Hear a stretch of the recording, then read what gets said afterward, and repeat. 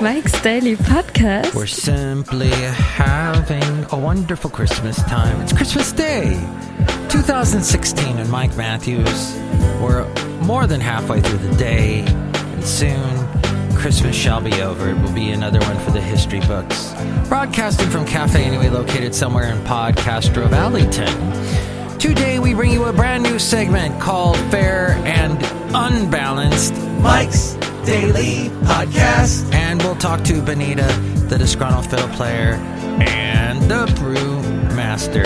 Mike's Daily Podcast. Isn't it interesting how the Beatles, when they broke up and they did their solo stuff, two of the Beatles wrote Christmas songs that became famous, and we sing them all year long. I mean, we sing them at the end of the year. Of course, John Lennon had Happy Mike's Daily Podcast. Happy Christmas War is over. And Paul McCartney had Simply Having a Wonderful Christmas Time, which Mike's many people daily hate. Podcast. Paul McCartney's song. Yeah! Because the awful synthesizer in that.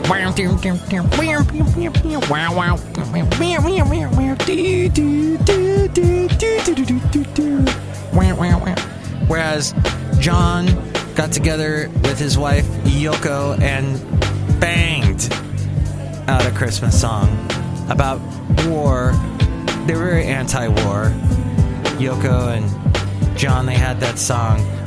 Everybody's talking about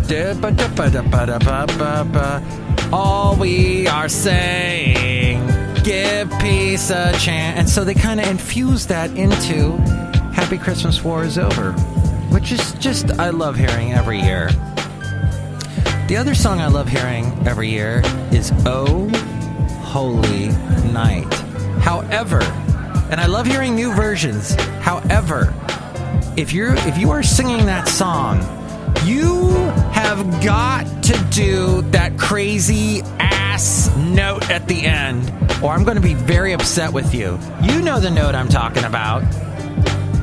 Fall on your knees, oh hear the angel's voice, oh night divine, oh night when Christ is born, oh night deep. And you gotta go that way above that E, above the A, above the X, above the B. Oh night divine,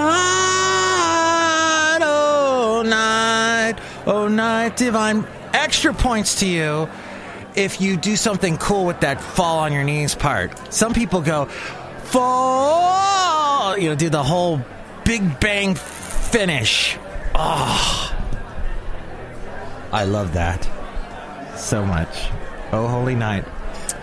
You get points taken off for singing every frickin' verse of that song. It's an old church hymnal, and it's got a lot of verses that we don't give a crap about. But if you do the big finish, and I will tell you who my favorite is that does that. And some of you rock people that don't understand country music. I don't like country. I only like one country artist. That's Johnny Cash. Shut up. Martina McBride did the best version of Oh Holy Night. It's just a cappella in the beginning, then these strings come in about the middle, and oh my God, she kills it at the end. Which actually the country station I work for, countrycrossroadsradio.com, on the weekends, isn't playing that version. I'm very upset with them. Somebody walked in, I believe. Hi, Mark. It's Benita, the rodeo queen. How you doing? It's a Disgruntled Fiddle Player, tell you what. What? Someone else walked in. Oh, yeah. Hello, Mike. I make the root beer and the brewmaster. Oh, boy. Brewmaster, can you sing Oh Holy Night? The stars are brightly shining. Hello, Dolly. That was beautiful. I don't think that was anything near the lyrics of the song, but that would be a good mashup between those two. I'm not going to sniff into the microphone, although I just did today. I want to tell you that, wait, I wrote this thing down here. Okay, this is interesting. This is interesting. And that's the name of another segment I do called This is Interesting, but today it's Fair and Unbalanced. It's a new one I came up with. Okay.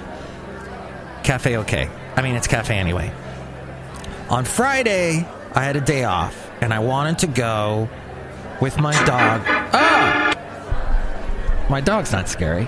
He's wonderful. With my dog, Basil the Boxer. I wanted to go with him on a little road trip over. I was feeling like Livermore and the wine country, the vineyards. But I couldn't because it was a downpour of massive proportions. Well, for us here in the Bay Area. Lots of rain on Friday, and that prevents... And also, traffic going eastbound was just crazy, so I said forget it. And I ended up taking Bart and went to the city instead. And I took Bart over to the Embarcadero, got off, walked along the waterfront towards Dog Patch. So I walked past AT&T Park, and I passed by they're doing a Cirque du Soleil over there. And I get to Dog Patch, and there's this brewery. I'll give them a free plug. Triple something. Triple Rock, Triple Voodoo, whatever. They didn't give me a free beer, so screw them. But I did talk to this lovely bartender there who had the pierced nose, big eyes, kind of looked... Who did she look like? The first... And this shows you how old I am. The first person I thought of was Mary Tyler Moore. But she also kind of looks a little... She almost had this kind of Annie DeFranco look to her. And she had the bangs. Wait, does Annie DeFranco have bangs? She had that kind of dark hair with the bangs. I don't know what they call that look, but she gave me a big smile, and we started talking, and she told me about this interesting life she leads, where she lives with a lesbian couple, and one of the partners is a masseuse, and the other has a child care, and then she lives, I guess, down the hall, and she has her own garden, and she has her own hot tub. And she's probably in her early to mid-20s and has this interesting life in San Francisco. Oh, and she's a comedian. Yes, she does comedy. She actually tours with these other comedians. And I found her very fascinating when she was talking about, and I asked her about doing comedy and what it's like to get up there and do comedy. And she gave me this answer of how she just got up there and that some jokes people laugh at, and she doesn't understand why they laugh at it. When she tries to just do something funny, they don't laugh. So it's the jokes she doesn't expect to get laughs that get laughs, which I've heard that sort of thing before. I do not like stand-up. I know in some ways this is kind of stand-up, but I'm sitting down here at Cafe anyway. I'm sitting in a plush chair that's about to break. Is it breaking because my heart is breaking? No, my heart's not breaking. But I have eaten some high-calorie foods here at Christmas time. Simply having a fattening Christmas time. But I think now we must look at the podcast picture, which is of me with my shirt off. And here's today's podcast picture. Just kidding. It's one last Christmas podcast picture of the wonderful Christmas tree that's in Union Square. And then you can also see that statue in Union Square that's of a lady who apparently used to be a mistress to some famous rich guy in San Francisco. I don't know the whole San Francisco history. I don't have time for that. What I'm trying to do is tell you that I don't like stand-up because I don't feel the comedians relate to people in a real way. It's an old format, stand-up comedy. It's outdated. It goes back to the 80s and the 70s and brick walls, and you stand in front of the brick wall, and you've got your sports coat on, you tell your one-liner. Jokes have to be written out, have to be practiced, and that instantly, to me, they become stale. Yeah, they make me laugh. Yeah, I guess that the proof is in the pudding. Mike, well, they make you laugh, but you know what? I want to tell you something. Another thing that's written down makes you laugh, and that's called a bumper sticker. You're laughing at bumper stickers and getting drunk. I guess the cool thing about stand-up is that you can heckle the comedian. And that's a good instant thing that has not gone away.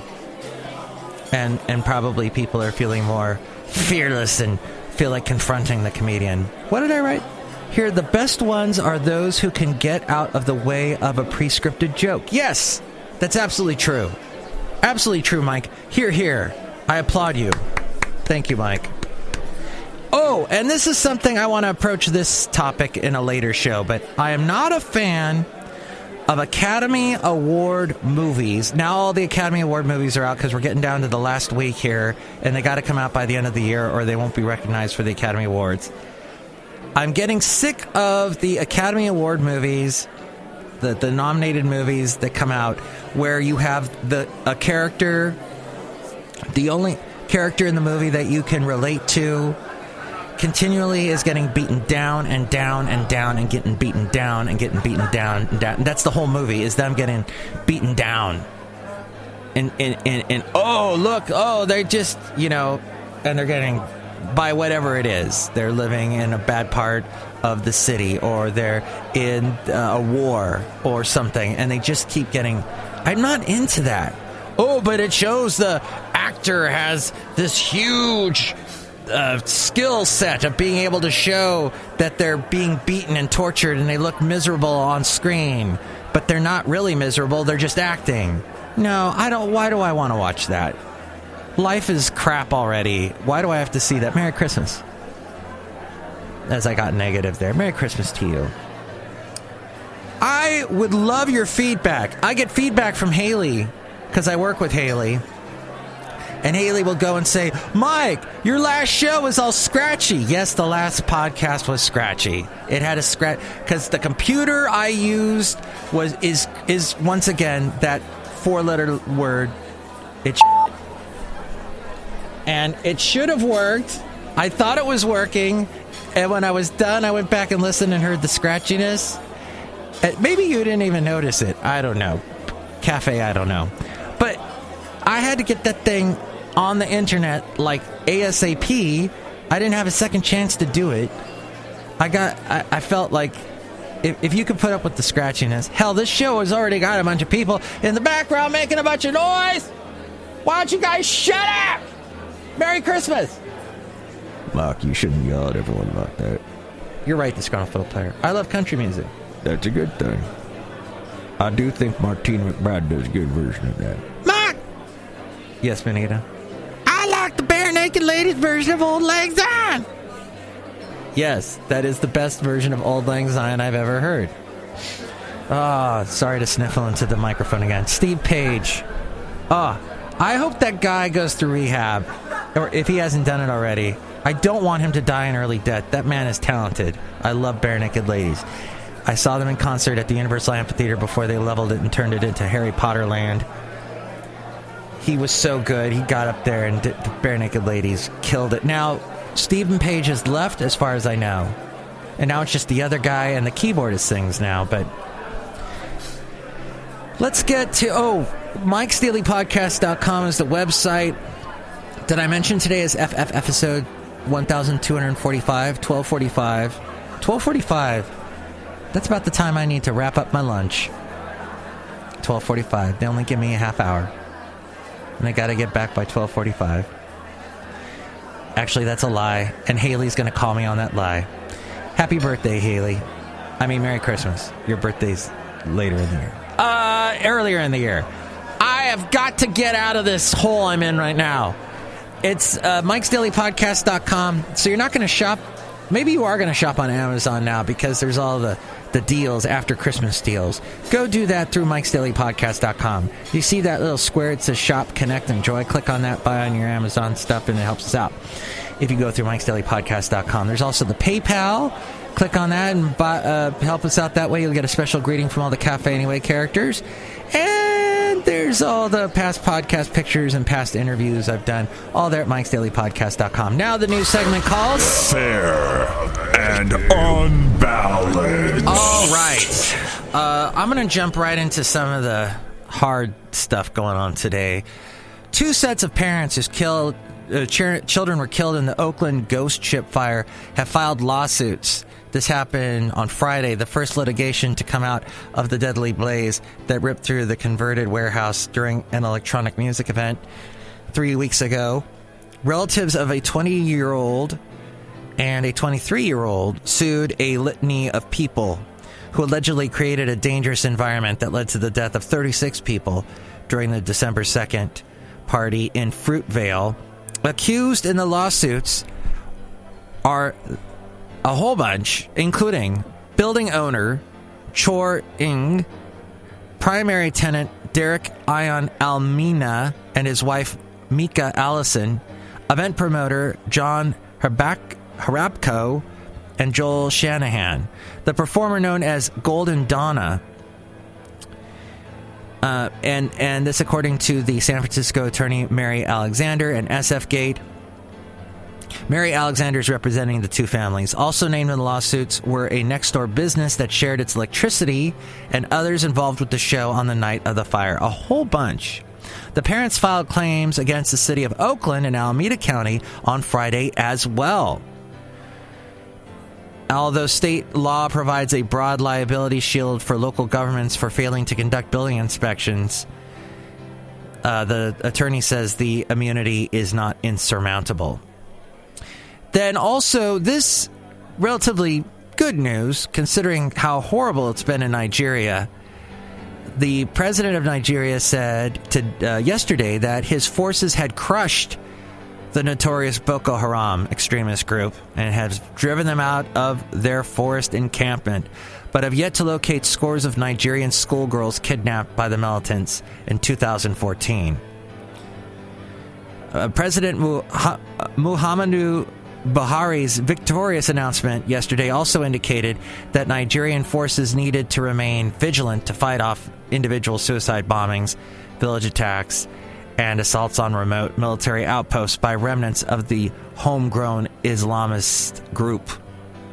Still, Buhari's announcement expressed relief that army and security forces had broken the back of the organization. He said Nigeria's gallant troops on Friday drove the insurgents out of their Camp Zero deep in the northeastern Sambisa forest. And finally, this interesting bit of news you probably heard of, but Donald Trump said he plans to shut down his charitable foundation, a decision that comes after repeated controversies over how it collected and dispersed funds. In a statement yesterday, Trump offered no timeline for when his foundation would close down, but said he had directed his attorney to take the steps needed to close the charity. It was also not immediately clear when the foundation would be able to dissolve, given an ongoing investigation that's happening in New York. The foundation has done enormous good work, said Trump in a statement, over the years in contributing millions of dollars to countless worthy groups, including supporting veterans, law enforcement officers, and children. However, to avoid even the appearance of any conflict with my role as president, I have decided to continue to pursue my strong interest in philanthropy in other ways. The Donald J. Trump Foundation has come under intense scrutiny this year after a series of reports in the Washington Post, this article from the Washington Post, detailing its practices, including cases in which Trump apparently used the charity's money to settle lawsuits involving his for-profit businesses. New York's Attorney General has been investigating the charity after some of these reports, and a spokeswoman for that office said the foundation could not officially shut down until the probe is over. Oh, what? The biggest donors to this foundation in recent years were Vince and Linda McMahon, the pro wrestling moguls. I remember when Vince McMahon started the XFL. And this one radio station I worked for, we used to give away tickets to see the XFL all the time.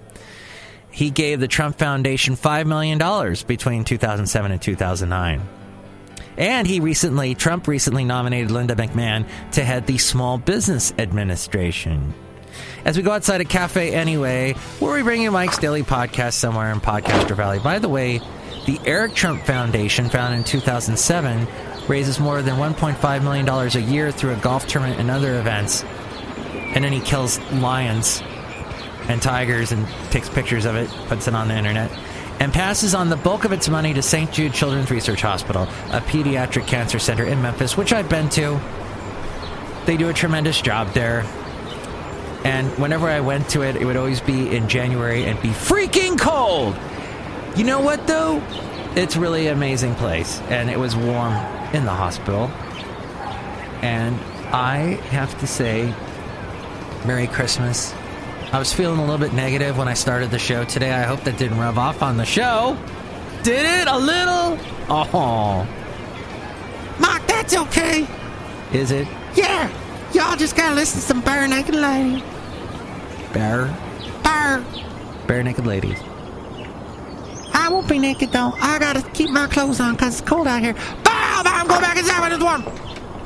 Thank you, Benita. Next show, it's going to be Madame Rootabega, Valentino, and Bison Bentley. Mike's Daily Podcast is written and produced and performed by Mike Matthews. His podcast is super easy to find.